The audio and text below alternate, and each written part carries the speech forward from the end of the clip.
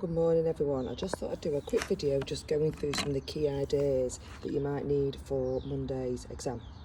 So some of the issues facing the UK economy, I've said inflation, low economic growth and fiscal deficit and increasing debt. So if we were going to look at inflation, we'd say the types of inflation, cost push and demand pull. These are the only two diagrams you need. You do not need any other diagram to show cost push or demand pull inflation. Cost push inflation is coming from obviously energy prices and cost of imports from the war in Ukraine, but also from the UK leaving the EU. Demand pull inflation, supply side issues from COVID and issues from globalisation, over reliance on trade, downside of comparative advantage. Okay. Now, how do you deal with it? What's the solution? Well, in the short term, it's the transmission mechanism. So you understand this. So official rate affecting market rates, affecting asset prices and confidence. There is a separate video on this if you do not understand this. Now, this bottom bit here, official rate affecting your exchange rate, your external demand and your external prices.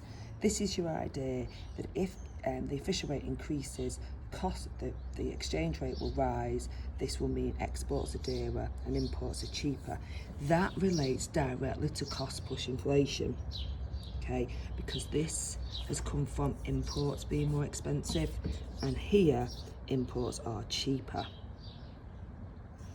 Okay, now the problems with the transmission mechanism, that many people who are on fixed rate mortgages will not see any change. So here market rates are increasing, asset prices are falling, but not if you're on a fixed rate mortgage. Not if you own your own house either. For those people who is the larger percentage of home ownership are people who own their own homes now, not mortgagees or renters. So for those people, actually, when interest rates change, it has no impact on them. And generally it's said to take between 18 months and 2 years for any effect to be had. Longer term, to deal with productivity, to deal with inflation, we need to improve productivity. We need investment to shift our OLRAS. One of the key ways that this has been supported is a super deduction on corporation tax. So this means that firms can claim back 130% or 1.3 ratio to all physical capital which they employ. So what this means is they can get the money back for the cost of the capital equipment plus any profits that they made from it. Now this has seen a big increase in investment, but this big increase in investment has to be sustained over a long period. So we haven't solved the productivity crisis, we've made some inroads into it. And many economists have really liked this idea. Came from Rishi Sunak and has been continued by Jeremy Hunt and is now a permanent part of the tax system. New trade deals as well with places like Australia are going to help our productivity, are going to help inflation longer term, but again, that will take time. Next things, low growth. Well, low growth comes from low levels of productivity. Why I've got low levels of productivity? Well, it's a key list here. 500,000 missing employees who are now not in the workforce that used to be, either due to long-term sick or they've left after COVID. Large number of zombie firms or zombie employees, so employees who turn up for work but really aren't that productive. Why? Because maybe they're demotivated, they lack skills, they lack training, maybe they are suffering from productivity problems because they'd like to be reskilled in a new job. Lack of investment, both capital and human. So onto this capital, a way of dealing with this would be the super deduction, which we talked about earlier on, but also investment in human capital through things like apprenticeships at all ages, free, for example, coding for girls. Okay, tax incentives and Brexit. Maybe we need to look at lower corporation tax to try and incentivise firms to invest more.